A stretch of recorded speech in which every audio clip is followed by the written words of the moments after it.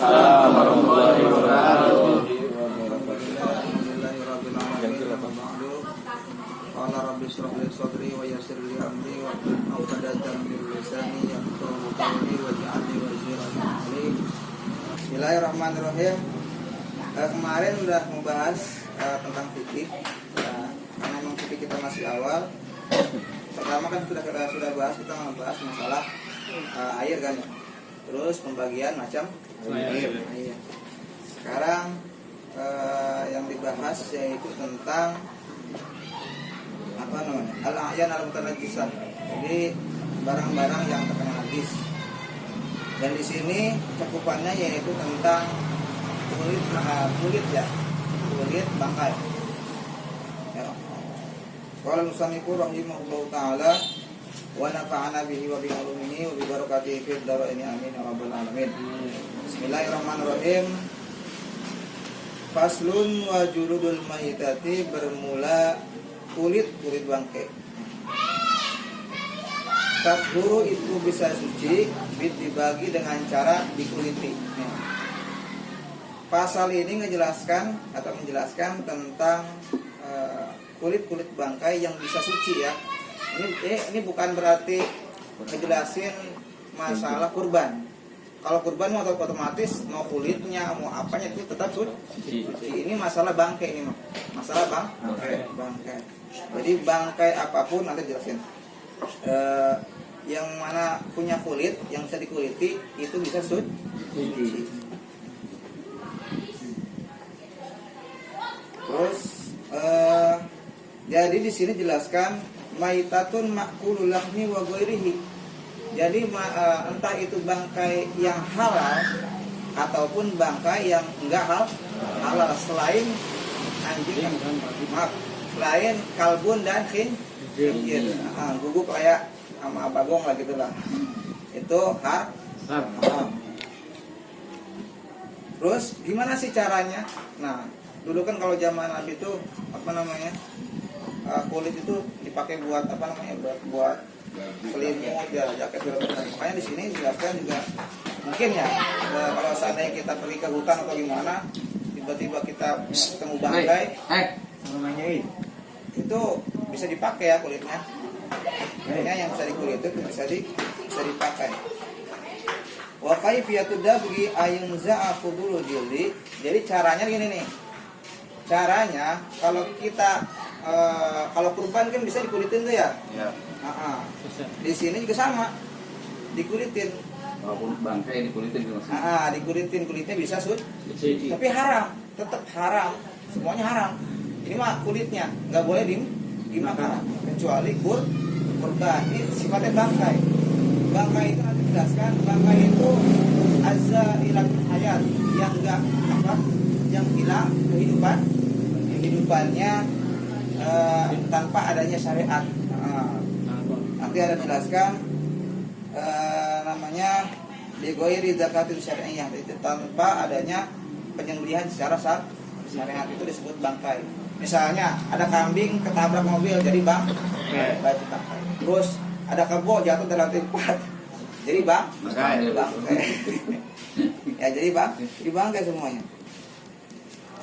Jadi caranya itu ayunza fudulul jildi, membuang fudul itu sisa-sisa. Sisa-sisa kul. Kalau kita ngulitin tuh kan ada merah-merahnya itu darah tuh. Itu enggak boleh tuh. Harus bersih. Mimma yu'afinuhu min adami yang kecampur sama darah. Jadi kadang-kadang ada darah tuh. Pokoknya harus bersih tuh sama darah. Wa nahwihi bisyai'in hirri. Caranya dengan membersihkannya itu di sini ulama fuqaha bisyai'in hirri, dengan sesuatu yang kasar. Kalau menurut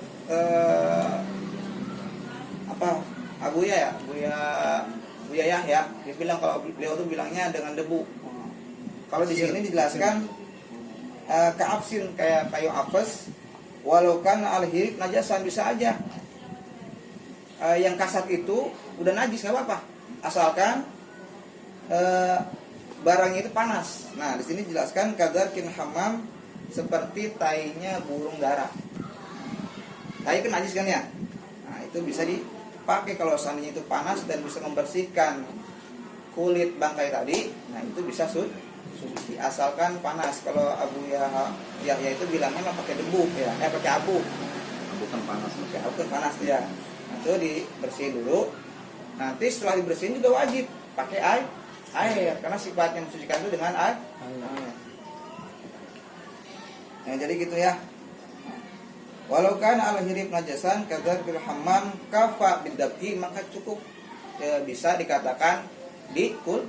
Nah, makanya gitu ya, kalau seandainya nemu bangke di mana ya, terus kita nggak punya pakaian, nggak punya selimut, nggak punya apa, bisa dipakai kulitnya ya, bisa dipakai kulitnya.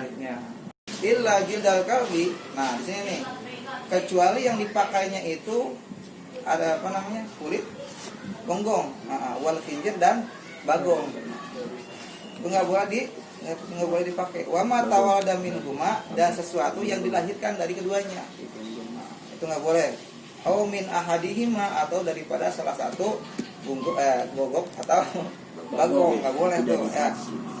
Terus ma'a hayawanin tohirin, walaupun sifatnya itu bagong, lahirinnya itu dari yang suci, misalnya berhubungannya tuh sama yang suci tuh, misalnya apa, kambing ya, itu nggak boleh, sama aja, tetap haram digunakan kulitnya. Nah, kalau seandainya yang dilahirkan itu mati, terus falayat lebih dibagi, maka itu nggak boleh digunakan untuk dikuliti.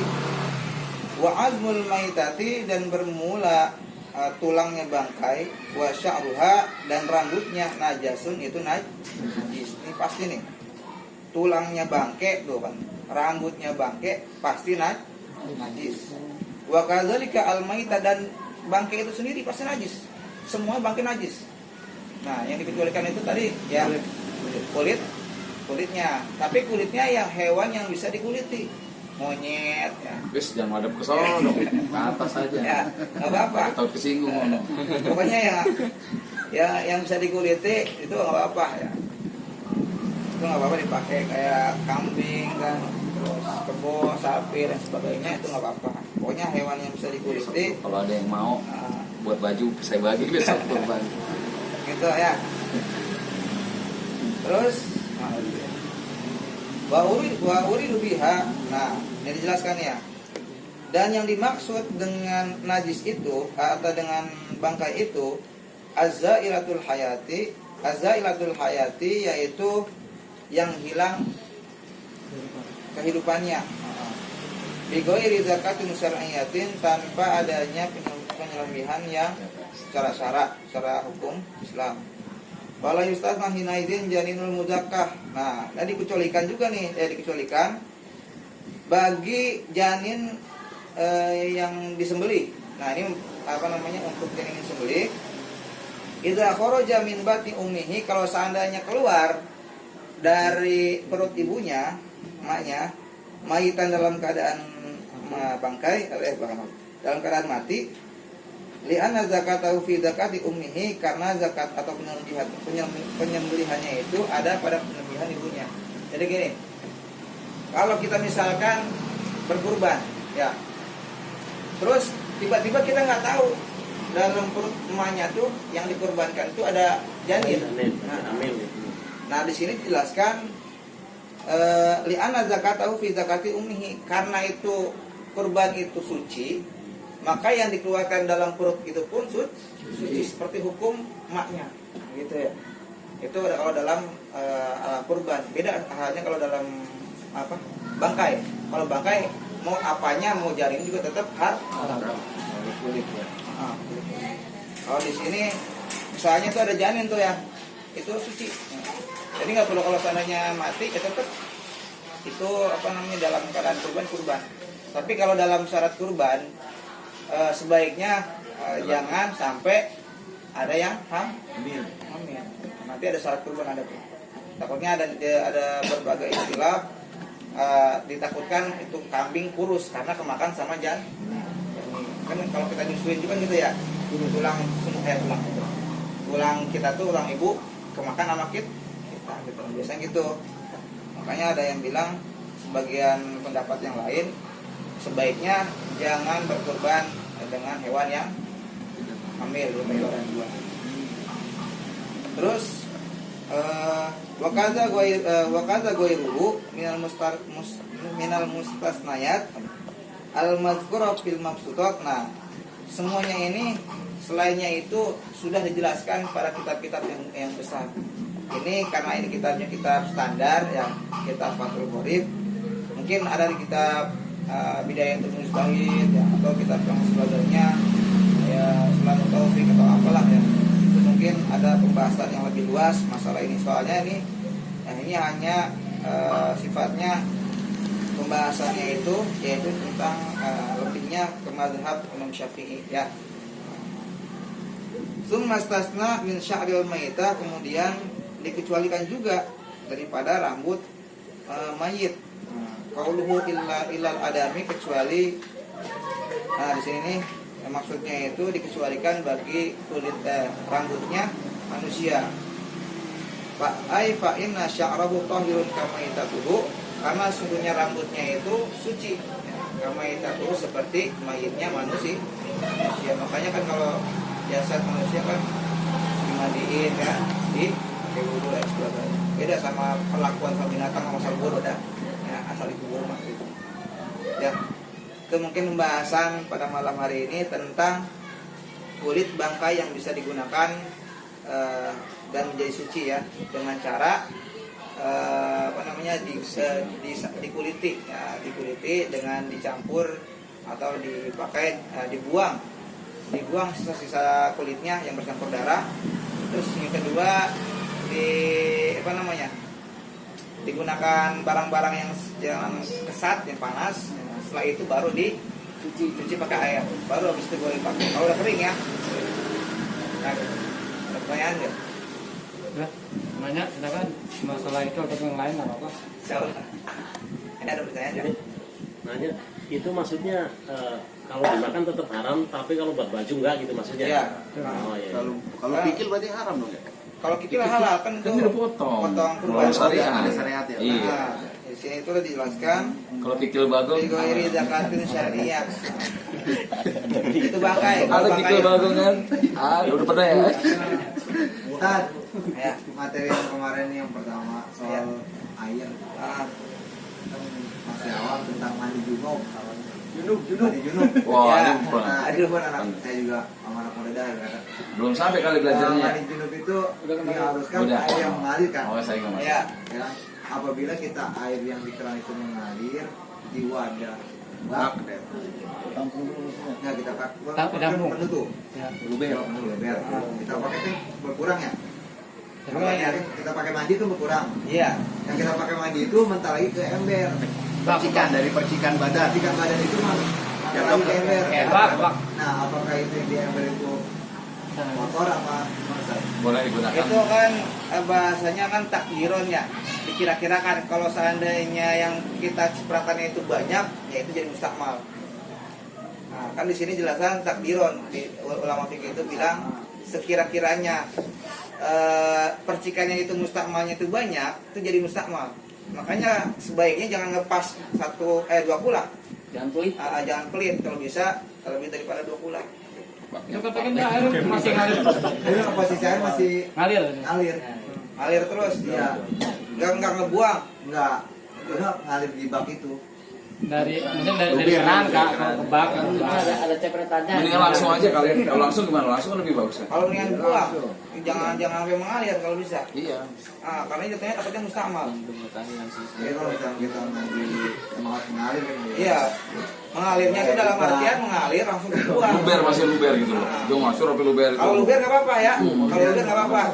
Ini saya nih, ini keran nih. Ini keran. Keran di bak ya. Kalau keran di bak terus kita cendok terus alir lagi tuh air yang dari keran nggak apa-apa. Oh. Tapi kalau sana itu air genang gitu doang, nah itu Boleh bisa kan? mustakmal. Jadi nggak boleh. Iya, Kalau ngalir terus nggak apa-apa berarti. Tapi air keran nyala itu kan nggak apa-apa. Nggak apa-apa. Kalau itu nggak apa. Nah, karena itu silent ya, mengalir. Mati lampu, lagi mandi juga mati lampu.